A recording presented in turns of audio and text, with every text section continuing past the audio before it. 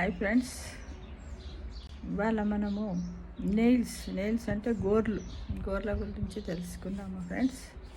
About nails గురించి discussion చేసుకుందాం. Okay,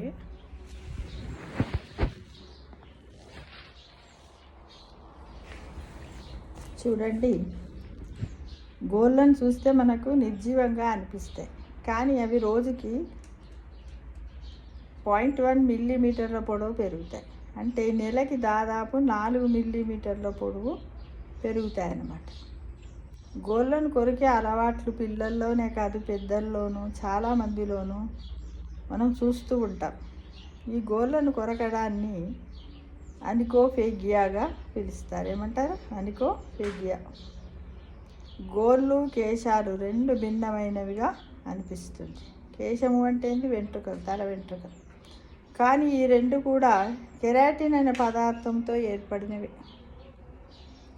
ఒత్తిడి, ఆందోళన గోళ్ళ పెరుగుదల మీద ప్రభావం చూపిస్తాయి. వేసవిలో గోళ్ళు చాలా వేగంగా పెరుగుతాయి.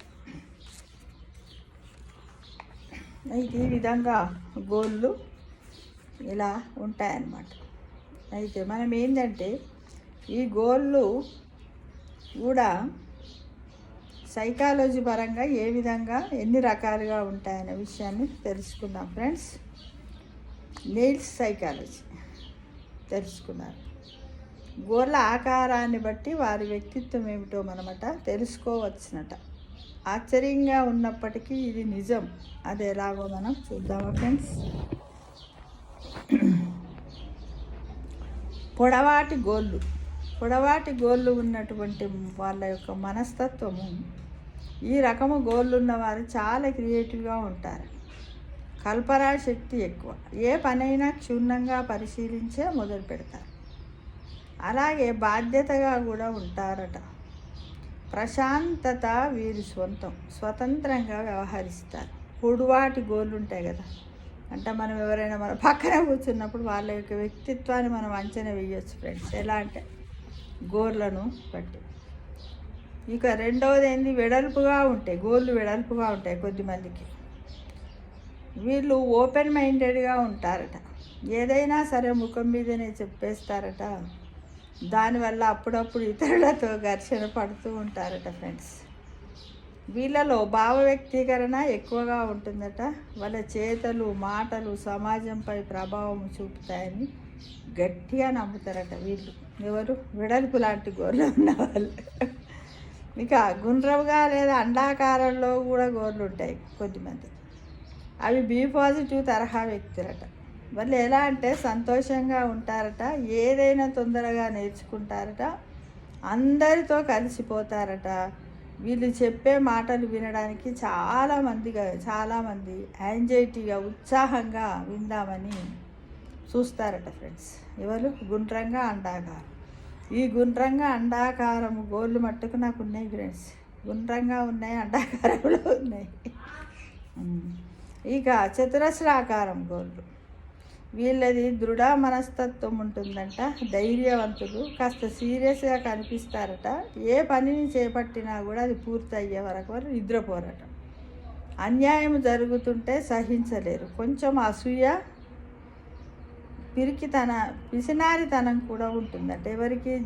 దీర్ఘ చతురస్రాకారం గోళ్ళు. అంటే పొడవుగా ఉండి వెడల్పు తక్కువ ఉంటుంది, దాని దీర్ఘ చతురస్రాకారం. ఇక బాదాం ఆకారంలో ఉంటాయట. ఈ గోళ్ళు ఉన్నవారు నమ్మదగిన వాళ్ళట. నిజాయితీ ఎక్కువనట. కల్పనా శక్తి కూడా ఎక్కువేనట. కాకపోతే బాగా ఆవేశము పరులట, ప్రేమైక మూత్రట. అందరికీ సహాయ మనస్తత్వం ఉంటుందంట వీళ్ళకి. అయితే ఈ కాలము లోపల ఇప్పుడు ఇంకొకటి ఏంటంటే ఈ చరిత్ర చాలా బాగానే ఉన్నది.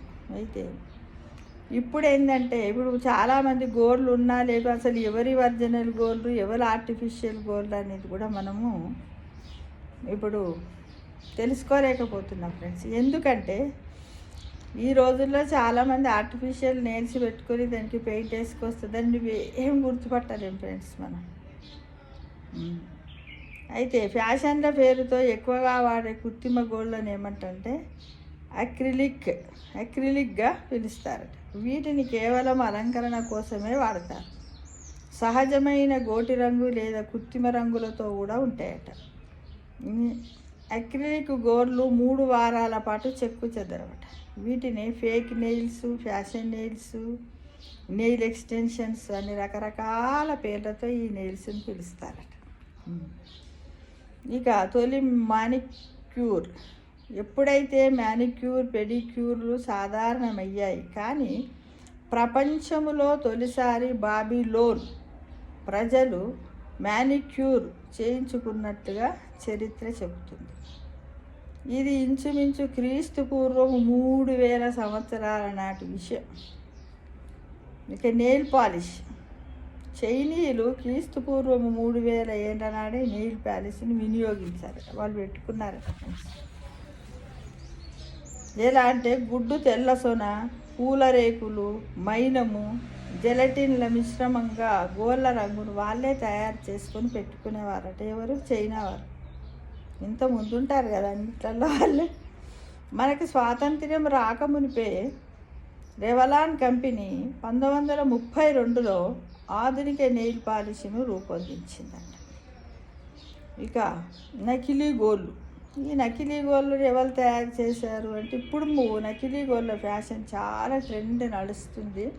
ఇప్పుడు ఏ విధంగా అయితే ఒక ఫంక్షన్ పోవాలంటే మేకప్ చేసుకోవడం, తయారవడం ఎలా ఉంటుందో ఇప్పుడు నెయిల్స్ కూడా పెట్టుకొని వస్తున్నారు ఈ రోజుల్లో ఎక్కువ యూత్ స్టైల్. 1954లో ఫెడ్స్లాక్ అనే దంత వైద్యుడు తొలి నకిలీ గోళ్ళను తయారు చేశాడట. 1954 అప్పుడు నేను పుట్టలేదు కూడా.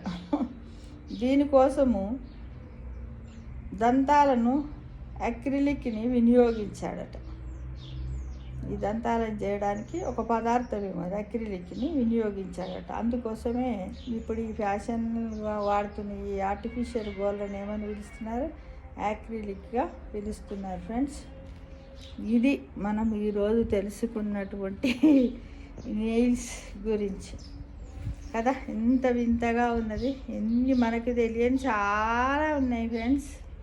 కాబట్టి ఇలానే ఎక్కడైనా ఏదన్నా విషయం చదివినట్టయితే వెంటనే ఒక వీడియో చేసి పెట్టండి, అందరికీ కూడా తెలుస్తుంది తెలియని విషయాలు.